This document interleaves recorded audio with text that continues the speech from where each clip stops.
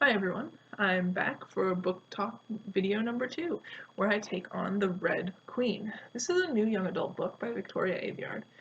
The book takes place in a dystopian future on what seems to be the Earth. It's not absolutely clear what caused our downfall, but I think it's safe to say the future in this book does not look so bright. The world is separated into reds and silvers, with silvers holding all of the power. What makes a red and a silver, you ask? Well, reds bleed red blood and silvers bleed silver. It's not quite that simple though, as silvers also have supernatural abilities that provide them with the upper hand, which has led the society to be a kind of aristocracy that rules over the reds, who are held down and abused. The worst part for the Reds is that at 18 they are drafted into a war that has been going on for years and years and years, with no end in sight. Basically, the Reds are forced to live in extreme poverty, and then fight the Silvers' war, only to come home, if they survive, to live out their lives in extreme poverty again, with nothing but scars and pain to show for their service. So that has been the status quo for a very long time in this future dystopia. Change is forced into motion, though, when Mare Barra, a simple Red with a past in thievery, gets dragged into center stage, and it is revealed that she has powers she never knew she had, powers that only a Silver is supposed to have. Overnight, Mare becomes Lady Marina Titanos, a long-lost Silver daughter who was raised by Reds. She takes on this new persona at the order of the King and Queen as they attempt to cover up her strange and unheard-of powers.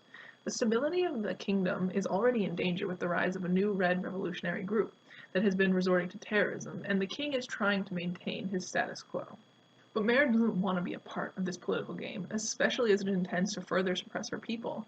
In fact, she's eager for change, and while she plays along for a little while, she soon realizes the path she has chosen to walk is more dangerous than she had ever imagined, and that trust is a resource that can be easily misplaced. One of the things that I actually really enjoyed about this book was the system of supernatural powers.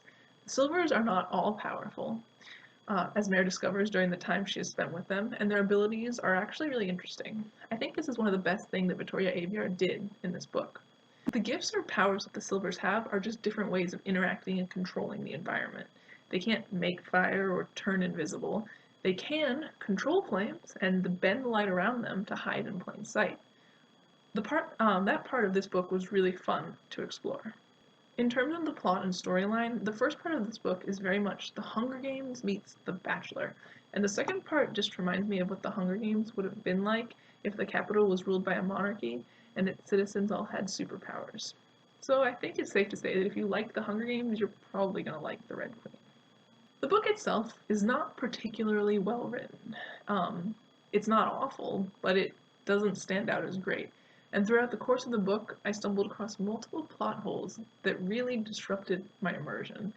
I felt like the author really wanted to have the plot run in a certain way, which polluted the story as a whole, as it really felt forced at times. But if you enjoyed The Hunger Games and you're looking for a book with similar themes, this is the way to go. While The Red Queen wasn't the best dystopian book I've ever read, and at times seemed to recycle the theme and the plot of The Hunger Games, it was entertaining. I will consider picking up the sequel, even though the book didn't wow me, and that detail probably says more about my feelings toward it than my cleverly placed words ever could. Thanks for watching this book talk video, guys. I look forward to dabbling with more in the future.